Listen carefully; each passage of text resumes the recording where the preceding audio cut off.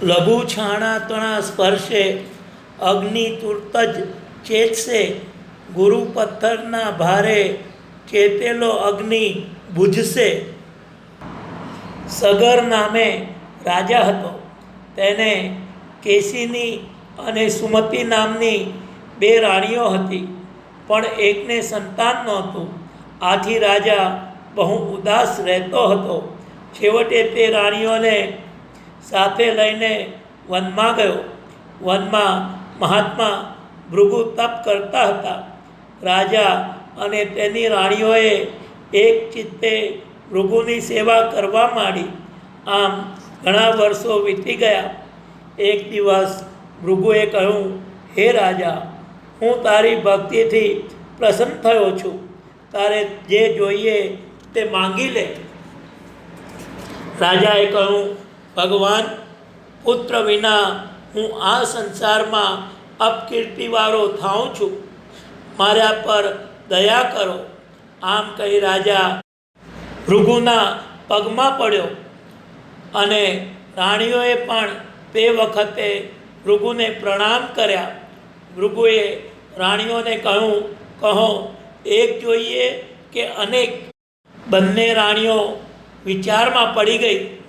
કેશિનીએ વિચાર કર્યો કે અનેક પુત્રોમાં પણ વંશની વૃદ્ધિ માટે તથા યશોવૃદ્ધિ માટે છેવટે તો એકની જ જરૂર હોય છે, તો પછી એક જ શા માટે ન માંગવો?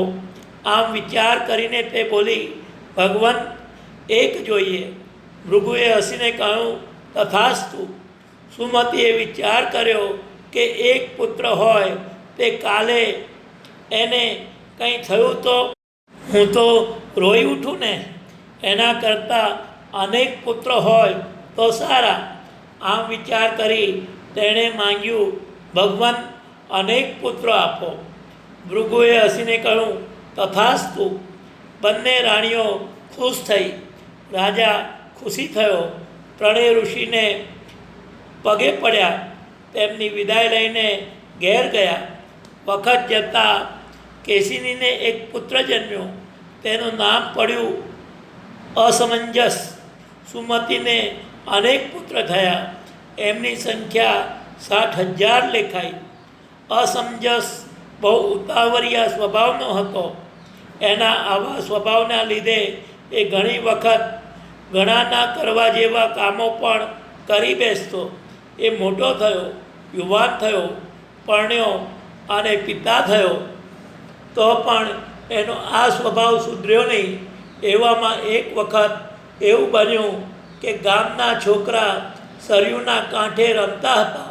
એ જોઈ અસમંજસને કોણ જાણે શું થઈ આવ્યું કે એણે એક બેને ઉચકીને નદીના પાણીમાં ફેંકી દીધા, અને પાણીમાં એમને ડૂબતા તરફડિયા મારતા જોઈ એ હસવા લાગ્યો.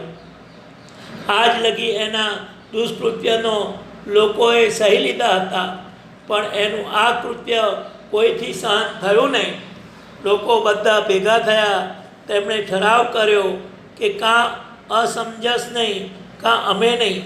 તેમણે રાજાની પાસે જઈને પોતાનો નિશ્ચય જણાવ્યો અને રાજ્ય છોડીને ચાલી જવાની રજા માંગી. અસમંજસ રાજાને ઘણો વહાલો હતો. મોટી રાણીનો એકનો એક કુંવર હતો, પરંતુ રૈયત પર ગુજરતો ત્રાસ જોઈને રાજાએ મન કઠણ કર્યું. કારણ કે રૈયતનું મન રંજન કરે તે રાજા તેણે અસમંજસને બોલાવ્યો. અસમંજસે તરત જ પોતાનો ગુનો કબૂલ કર્યો. તે પોતાના ગુનાની સજા માંગી. રાજાએ તેના હાથમાં એક કોદારી પકડાવી દઈને કહ્યું, તારા બાહુબળનો તને ગર્વ છે, અને એ ગર્વના લીધે તું ઉપરા ઉપરી અનર્થ કરે છે. માટે હું તને તારા બાહુબળ પર છોડી દઉં છું. તારું બાહુબળ બતાવી તું તારાથી બને તો સમૃદ્ધિ પ્રાપ્ત કરજે, નહીં તો કોદારીથી કંદમૂળ ખોદી તારું પેટ ભરજે. હું તને દેશ નિકાલની સજા કરું છું. અસમંજસે મૂંગે મોઢે સજા માથે ચડાવી. હાથમાં કોદારી લઈ તે વનમાં ચાલી નીકળ્યો, ફરી કદી પાછો આવ્યો નહીં.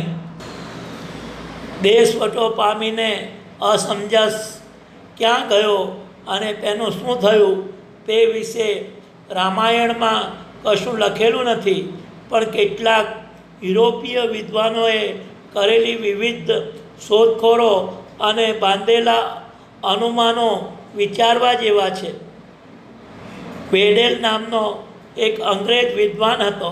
તેણે સંસ્કૃત ભાષા, મિસરની ભાષા અને સુમેરની ભાષાનો ઊંડો અભ્યાસ કર્યો હતો.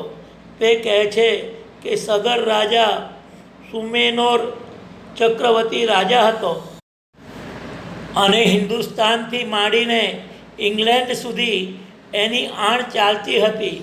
એનો પુત્ર અસમંજસ દેશવટો મળતા મિસર ગયો હતો અને ત્યાં મિસરમાં એણે નવા નવા સુધારાઓ દાખલ કર્યા હતા. મિસરી ભાષામાં એનું નામ અસમંજસ જ છે. સગર અને અસમંજસના નામની મુદ્રાઓ સિંધુ નદીને કાંઠેથી પણ મળી આવે છે. ભૃગુ ઋષિના આશીર્વાદથી જન્મેલો એક પુત્ર અસમંજસ આવો પરાક્રમી અને પ્રતાપી નીવડ્યો હોય એ બનવા જો પણ લાગે છે.